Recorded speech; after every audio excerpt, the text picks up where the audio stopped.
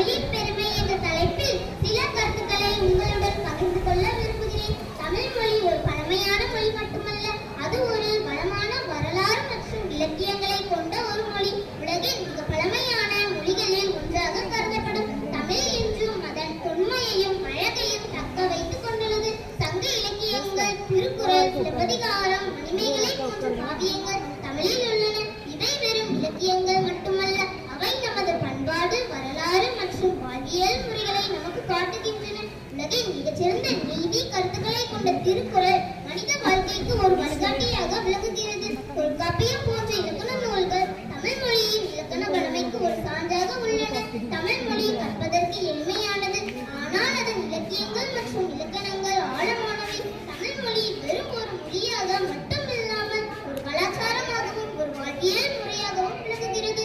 தமிழரின் வீரத்தையும் அறிவையும் பண்பாட்டையும் இந்த மொழி பறைசாற்றுகிறது. தமிழ் மொழி இந்தியா மட்டுமின்றி இலங்கை, சிங்கப்பூர், மலேசியா போன்ற நாடுகளில் பேசப்படுகின்றன. தமிழர்களின் புலம்பெயர்வு காரணமாக உலகின் பல பகுதிகளிலும் தமிழ் பேசும் மக்கள் வாழ்கின்றனர். தமிழ் மொழி எழுத்துருவம், ஒலிப்பு முறை மற்றும் இலக்கண அமைப்பை கொண்டுள்ளது. இது தமிழை மற்ற மொழியிலிருந்து வேறுபடுத்தி காட்டுகிறது. பிறப்போக்கும் எல்லா உயிருக்கும் என்றும் யாதும் ஊரே யாவரும் கேளீர் என்றும் உலக பார்வையை கொண்டது நமது தமிழ் மொழி. இதில் பழந்தமிழர் வீரம் போற்றும் புறநானூறு, அக வாழ்க்கையை கொண்டாடும் அகநானூறு, இலக்கணம் போற்றும் தொல்காப்பியம், வாழ்வியல் பேசும் திருக்குறள் என்ற அனைத்தையும் கொண்டுள்ள ஒரே மொழி நம் தமிழ் மொழியாகும். தனித்த நம் சித்தர் இலக்கிய அடிப்படையில் உருவான மருத்துவமும் தனித்துவமான இசையும் தற்சார்பு கொண்ட பண்பாட்டு பின்னணியும் உடையவர்கள் நாம் என்பதில் பெருமை கொள்வோம். சங்க இலக்கிய பாடல்கள் பல ஆயிரம் ஆண்டுகள் கழித்தும் இன்றும் நம்மால் படித்து புரிந்து கொள்ள முடிகிறது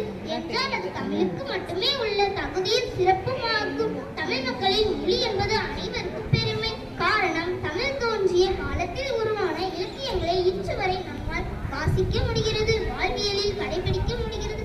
அறியப்பட்ட வரலாற்றின்படி 3000 ஆண்டுகளாக தமிழ் மக்களின் மொழியாக இருக்கிறது. இந்த மொழியிலும் பெண் புலவர்கள், பெண் எழுத்தாளர், பெண் சிந்தனையாளர் சுட்டிக்காட்டவில்லை.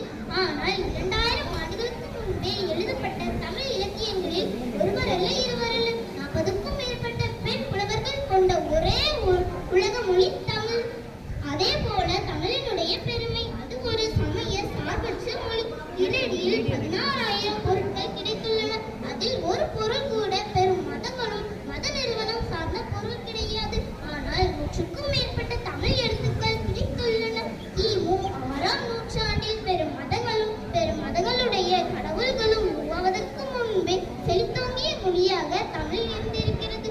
தமிழ் மொழி நம் தாய்மொழி மட்டுமல்ல, நம் பெருமை, நம் அடையாளம். எனவே தமிழர்கள் நாம் மொழியின் பெருமையை காக்கவும்